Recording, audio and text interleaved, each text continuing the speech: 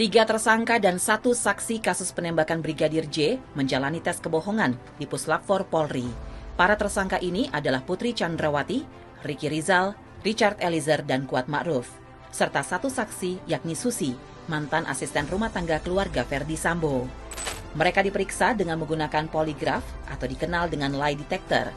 Poligraf adalah alat untuk menguji kejujuran seseorang melalui reaksi tubuh.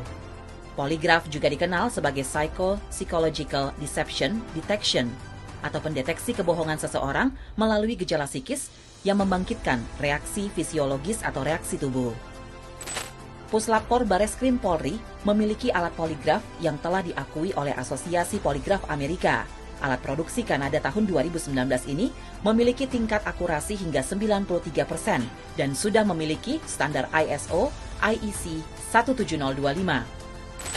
Teknik poligraf yang digunakan Puslap 4 Polri membatasi 3 hal, yakni sensor untuk jantung, sensor untuk kelenjar keringat, dan sensor untuk pernafasan.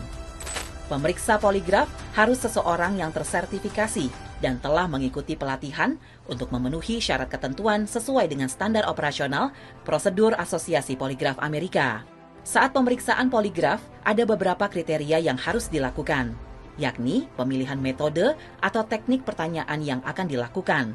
Tim Puslap 4 Polri menggunakan metode yang merujuk pada penelitian yang dilakukan di Universitas Utah, Amerika Serikat, yaitu Utah ZCT, dengan menggunakan teknik pertanyaan pembanding.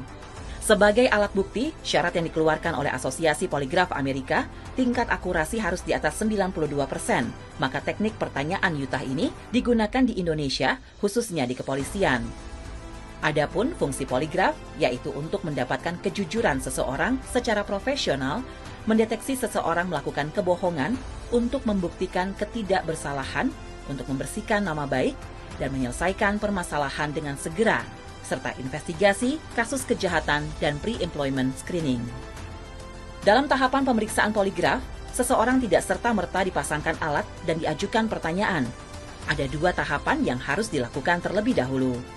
Tahap pertama, terperiksa akan diwawancara terlebih dahulu oleh pemeriksa. Wawancara ini bertujuan untuk memastikan kesiapan subjek secara jasmani dan rohani, membangun hubungan untuk menyamakan bahasa dan empati, mengetahui latar belakang sosial terperiksa, menjelaskan prinsip kerja alat.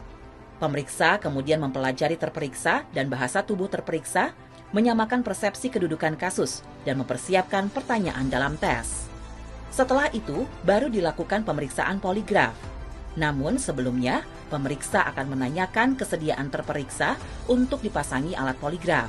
Ini merupakan prosedur yang dilakukan dengan tetap menjunjung prinsip hak asasi manusia.